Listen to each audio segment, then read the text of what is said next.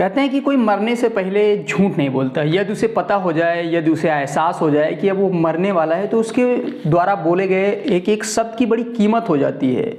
दरअसल वो बयान चाहे स्टेट के सामने हो या जज के सामने हो, ये कोई मायने नहीं रखता। यदि उसे मरना हो तो वो कहीं भी बयान देगा तो बहुत सटीक तरीके से बयान देगा और बहुत सच्चा बयान देगा, क्योंकि उसे ईश्वर के पास जाना होता है और उसे झूठ बोलने में कोई फ़ायदा नहीं होता है, क्योंकि उसकी अंतिम सांसें चल रही होती हैं, इसलिए शायद वो झूठ नहीं बोलता है। लेकिन आज के जो मरने से पहले जो बयान थे, ना ही कोई जज के सामने थे और ना हो कोई पुलिस के सामने थे। दरअसल पुलिस की बात की जाए तो जज और पुलिस से उसका पूरा विश्वास ही उठ गया था। एक तरीके से कोई विश्वास ही नहीं रह गया था कि हमारा इस देश का जो संविधान है वो कोई उसका हेल्प कर सकेगा। इसीलिए कोई जज के सामने ऐसा बयान नहीं देता है, बल्कि अपने एक 24 पन्नों के एक स्टोरी लिखता है, उसमें वह बयान करता है और 1.5 घंटे की एक वीडियो बनाता है, उसमें ये बयान दे रहा होता है कि अब मुझे इस दुनिया में जीने का कोई हक नहीं है और मैं जी भी नहीं पाऊँगा। लोग कहते हैं कि जो मर्द होते हैं बड़े अय्याश तरीके से ज़िंदगी अपनी जी सकते हैं और अपनी मनमानी जी सकते हैं, और यहीं से ये कहानी स्टार्ट होती है। जो वो पैसे कमा रहा होता है उससे उसके परिवार वाले, ना कि उसके ससुराल वाले और उसके जो दुश्मन होते हैं, उसके पैसे से वो तैयार हो रहे थे और उसका ही पैसा यूज करके उसके ऊपर FIR करते हैं, उसका ही पैसा लूट करके उसको अलग तरीके से दबाव दिया जाता है।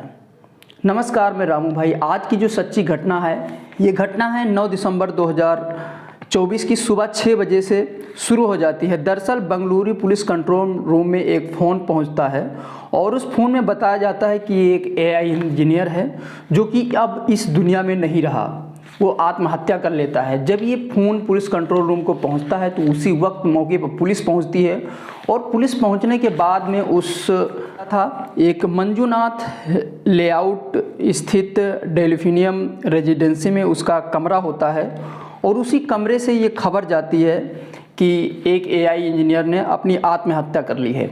अब इस जो खबर पहुंचती है, जो लोग जानते हैं, मौके पे बिल्कुल लोगों का जमघंट लग जाता है, काफ़ी लोग इकट्ठा हो जाते हैं और हड़कंप मच जाता है कि आखिरकार इस नवयुवक जिसकी उम्र लगभग 34 साल होती है, वो अचानक ऐसे अपनी आत्महत्या कैसे कर सकता है। दरअसल उसका नाम होता है अब्दुल सुभाष मोदी, जो कि बेंगलुरु में रहकर इंजीनियर की नौकरी कर रहा होता है और उससे जो पैसा कमाता है अपने घर पे भेजता है और उसकी ज़िंदगी एक हंसी खुशी के साथ चलती रहती है। वो जो इंजीनियर होता है वो बेंगलुरु में नौकरी करता है। दरअसल उत्तर प्रदेश में उसका समस्तीपुर ज़िले में उसका घर होता है। साल 2019 में उसको एक मैट्रिमोनियम साइट पर एक लड़की दिखाई देती है जिसका नाम होता है निकिता सिंघानिया। निकिता सिंघानिया जो होती है रोहटा रोड का उत्तर प्रदेश की रहने वाली होती है और यहीं से उसका उस लड़की से जब मैट्रिमोनियल साइट पर देखता है तो उसका बात का सिलसिला यहीं से जारी हो जाता है।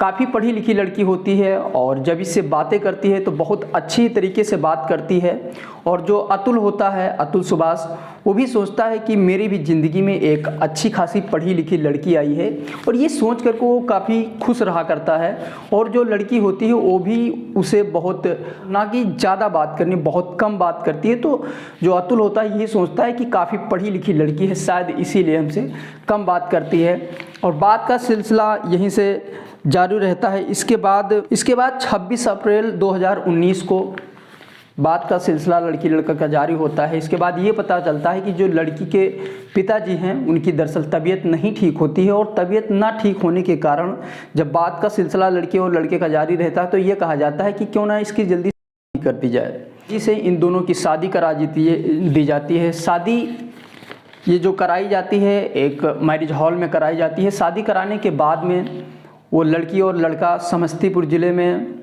मतलब जो दुल्हन का घर होता है, वहाँ 2 दिन ठहरते हैं और 2 दिन ठहरने के बाद में वो अपने घर से निकलते हैं बेंगलुरु के लिए, क्योंकि वो जो लड़का होता है अतुल सुभाष, वो बेंगलुरु में अपनी जॉब कर रहा होता है और वहाँ के लिए निकल लेता है।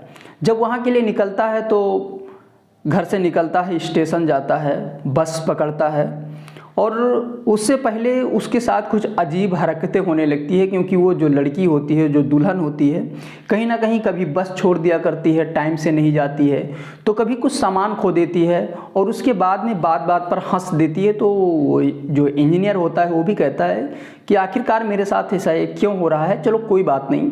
ऐसे होते करते दोनों पहुंच जाते हैं बंगलुरु में, और बंगलोर में पहुंचने के बाद अपने रूम पर जाते हैं और एक मकान होता है, मतलब किराए पे लिए रहते हैं, उसमें जाते हैं, दोनों रहते हैं।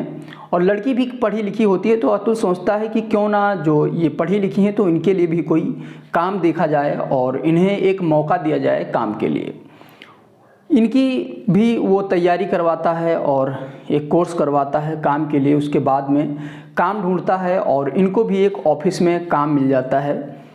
ये भी अपनी ड्यूटी करने लगती हैं। ड्यूटी करने के दौरान ही ये प्रेग्नेंट हो जाती हैं। उसके बाद में ये होता है कि इनकी जो नौकरी होती है वो छूट जाती है। और इधर ड्यूटी चलने की दौरान ही जो लड़की के पिता होते हैं उनकी मृत्यु हो जाती है। अब वो जो लड़की होता है और जो लड़की होती है और लड़का दोनों साथ में वहाँ से बंगलुरु से चलकर यहाँ घर पहुँचते हैं। और घर पहुँचने के बाद में इनके घर पहुँचते हैं, क्योंकि उस लड़की के पिता गुजर गए होते हैं। कुछ टाइम बिताते हैं। टाइम बिताने के बाद में फिर से ये दोनों बंगलुरु चले आते हैं और बंगलुरु में दोनों साथ साथ नौकरी कर रहे होते हैं। जाती है प्रेग्नेंट होने के बाद में उसकी नौकरी भी चली जाती है। जब नौकरी चली जाती है तो अतुल कहता है कि कोई बात नहीं, ये प्रेग्नेंट भी हैं और इनको कुछ रेस्ट करने की ज़रूरत है। इनकी कुछ तबीयत बिगड़ने लगती है इनके पत्नी की, तो जिसका नाम होता है निकिता सिंघानिया। इनकी तबीयत बिगड़ने लगती है तो ये अतुल ले जाता है एक हॉस्पिटल में दिखाता है। वहाँ डॉक्टर कहते हैं कि इन्हें कुछ काम करने की आवश्यकता है ताकि शरीर का अच्छा मूवमेंट बनता रहे, चलता रहे, जिससे इन्हें कोई दिक्कत ना हो।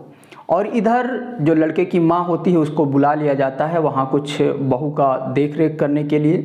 वो भी एक 2 BH का मकान होता है, लेकिन फिर भी उसमें सारे लोग एडजस्ट हो जाते हैं। उधर जो वो महिला प्रेग्नेंट होती है, जिसको कुछ दिनों के बाद एक बच्चा जन्म लेता है। और बच्चा जन्म लेने के बाद में घर में काफ़ी खुशहाली का माहौल रहना चाहिए, लेकिन ऐसा नहीं होता है। उसके जन्म लेने के बाद में जो इसके मायके वाले होते हैं जो लड़की के, वो वहाँ पहुँच जाते हैं और मकान छोटा होने के कारण इनको एक होटल में एडजस्ट किया जाता है। अब यहीं से माहौल बिगड़ने की स्थिति पे आ जाता है। वो जो मायके वाले होते हैं वो कहते हैं कि हमें रहने के लिए इनके पास जगह भी नहीं है और हमें एक अलग मकान में रखा गया।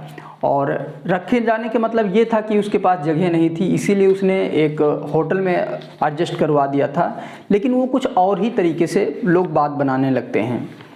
इसके बाद में उसके मायके वाले फिर घर वापस आते हैं। इसके बाद में निकिता सिंघानिया अपने पति द्वारा 20 लाख रुपए की रकम अपने मायके अपने भाई के लिए बिजनेस कराने के लिए भिजवा देती है।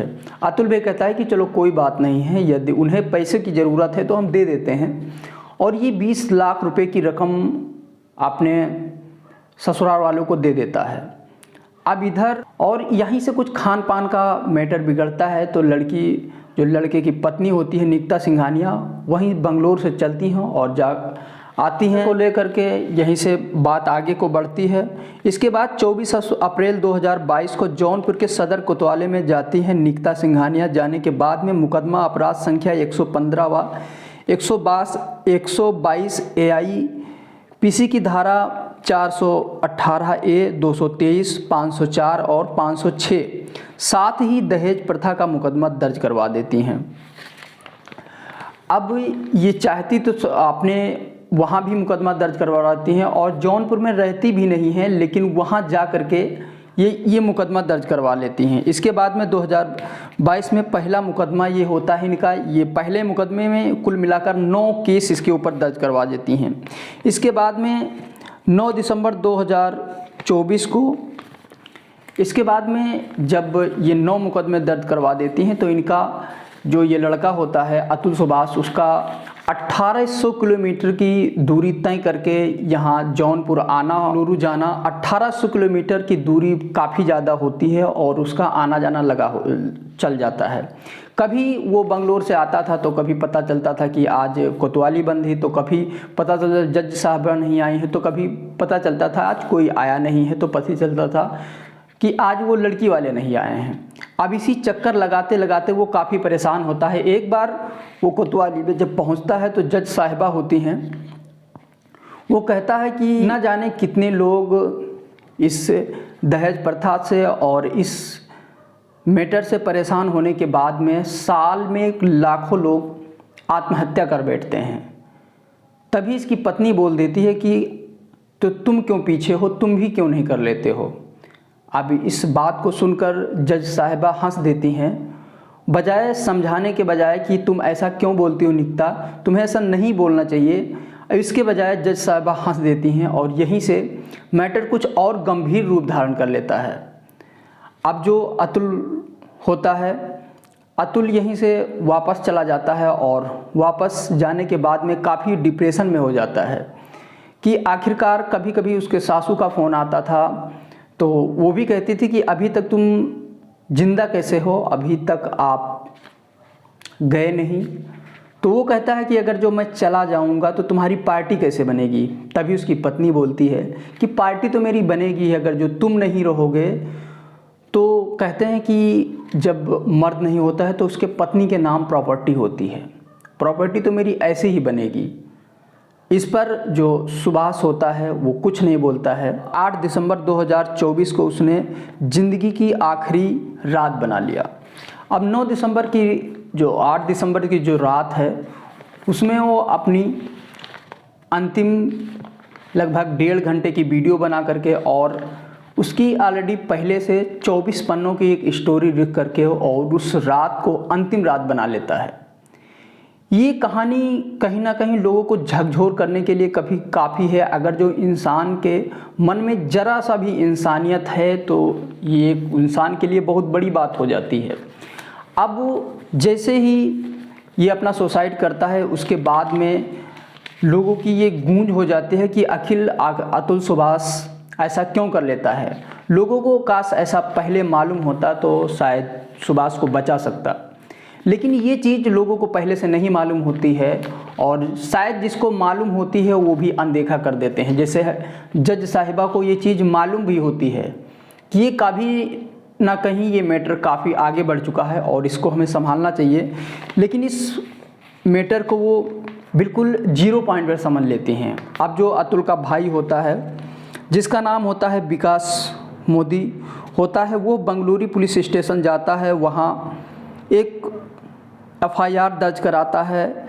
लड़का उसका जो भाई होता है उसके नाम पे FIR दर्ज कराता है और सास यानी कि निशा सिंघानिया के नाम और भाई यानी अनुराग सिंघानिया होते हैं उनके ऊपर और ससुर यानी सुशील सिंघानिया, तो ससुर तो होते नहीं हैं। बाकी इन 3-4 लोगों के ऊपर FIR दर्ज होता है और इन 3-4 लोगों को हिरासत में ले लिया जाता है। अब कानून क्या करता है और कानून क्या नहीं करता है ये तो भविष्य के गर्भ में छुपा हुआ है, लेकिन इंसानियत जरा सा भी है तो कहीं ना कहीं एक AI इंजीनियर को इस तरीके से उसे परेशान किया जाता है कि वो आत्महत्या कर लेने पर बिल्कुल मजबूर हो जाता है। ये कहानी सुनाने का